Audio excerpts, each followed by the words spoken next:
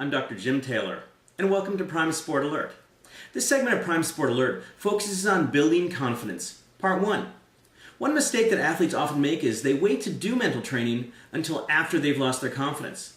Yet, you don't wait to get hurt before you start doing physical training. You don't wait to develop a technical problem before you work on technique. You do them beforehand to prevent the problems from happening. The same holds true for building confidence. So here are 4 strategies you can use to develop your confidence muscle. One thing I've noticed while working with world-class and professional athletes is that they carry themselves a certain way. They move and walk with confidence. A first step in developing confidence then is to learn to walk the walk. How you carry yourself, move, and walk affects what you think and how you feel. If your body's down, your thoughts and feelings will be negative as well. But if your body is up, your thoughts and feelings will more likely be positive. Walking the walk involves moving with your head high, chin up, eyes forward, shoulders back, arms swinging, and a bounce in your step. You look and move like a winner. In contrast, not walking the walk involves your head, eyes, and shoulders down, feet dragging, and no energy in your step. You look and move like, well, a loser. To give you a feeling of what this is like, try walking the walk and saying negative things about yourself. As you'll see, it's difficult to do because your thoughts are inconsistent with what your body is signaling to you. Then try not walking the walk and saying positive things. Again, it's difficult because your thoughts conflict with what your body is doing. When you walk the walk, not only are you telling yourself that you're confident, but you're also communicating confidence to your opponents.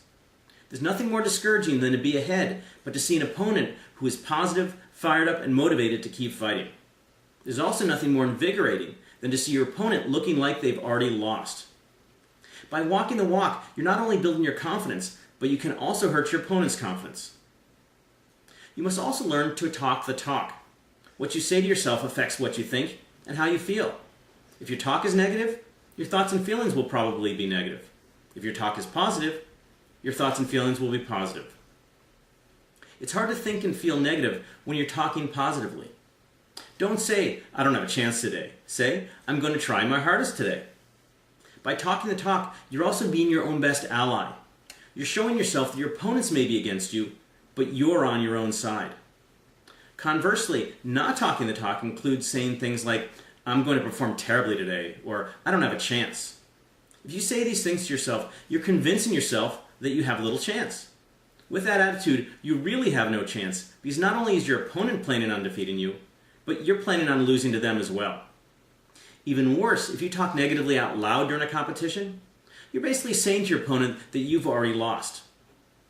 When I work with athletes, I like to chart the number of positive and negative things they say or do during a competition. In most cases, the negatives far outnumber the positives. In an ideal world, I would love you to totally eliminate all the negatives and have you only express positives. But this is the real world, and any athlete who cares about their sport is going to feel and express anger, frustration, and despair occasionally. In dealing with the reality, you should learn to balance the scales. The immediate goal is to increase the positives. This means rewarding yourself when you perform well. If you beat yourself up over an error, why shouldn't you pat yourself on the back when you get it right? Pump your fist, slap your leg, say yes when you perform well. It will psych you up and make you feel positive and excited.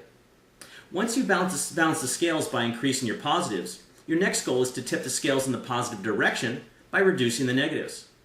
Ask why you're so hard on yourself when you perform poorly. The fact is, the best athletes in the world don't always perform their best and often make mistakes. Why shouldn't it be okay for you to have down periods in your own performance? Also, become aware of your negativity and then do things that counter the negativity. For example, after you make a mistake, instead of dropping your head and saying, I stink, try bouncing up and down, pumping your fist, and saying, come on.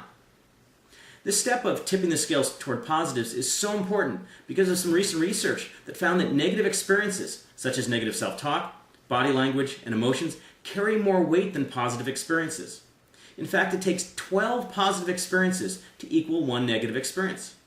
What this means is that for every negative expression you make, whether saying something negative or screaming in frustration, you have to express yourself positively 12 times to counteract that 1 negative expression. A well-known psychologist once said, we become what we think of most of the time. If you're always thinking negatively, then you'll likely fail. Another useful technique to reduce your negative thinking and to develop your positive thinking is called thought stopping. This strategy involves replacing your negative self-talk with positive self-talk.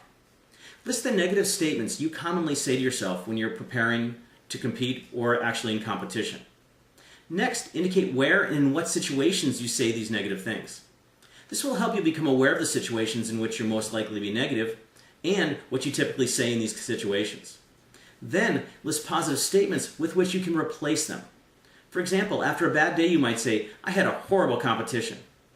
Instead, replace that negative statement with something positive, such as, "I'll work hard and do better the next time."